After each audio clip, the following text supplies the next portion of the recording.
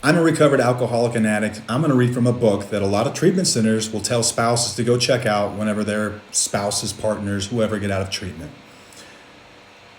When alcoholism causes a change in plans or sends harsh words or other unacceptable behavior in our direction, we needn't take it any more personally than when we would take the flu symptoms. It is the disease rather than the individual that is responsible. We can ask ourselves, is this behavior coming from the person or the disease? Everyone's attention goes to the harsh word, the broken glass with a bounce check, rather than to the disease. It becomes automatic to defend against the insult, weep or rage at the thrown glass, scramble to cover the bounce check. But by naming the disease, we see through the alcoholic's smokescreen, and therefore needn't be distracted by it at all. Instead of taking the behavior personally, in time we can learn to say to ourselves, that's just alcoholism. Let it go. Our account and what we do in our podcast, Till the Wheels Fall Off, is to validate spouses.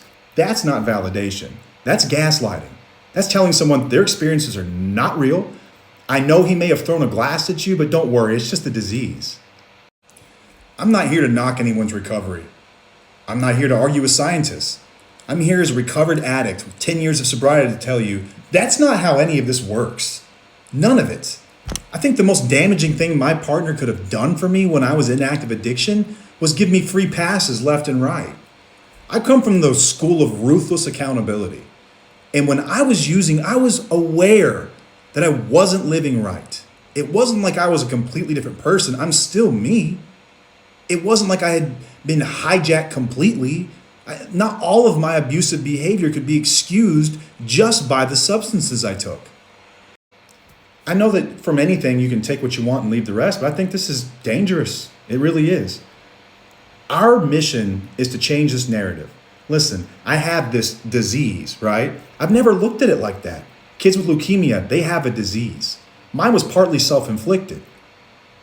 Science says it exists, and I'm not going to sit here and argue with scientists about the chemistry of the brain and what happens when we ingest addictive substances over time. I know it changes the function of the brain, but the brain's an amazing thing. How do you think stroke victims recover? Neuroplasticity, it's the same concept. That explains why I'm sitting here today, 10 years sober, telling you that I was aware that I was an a-hole. I was aware that I was rude. I just didn't feel the need to apologize for it because I was incredibly selfish and I was drunk all the time.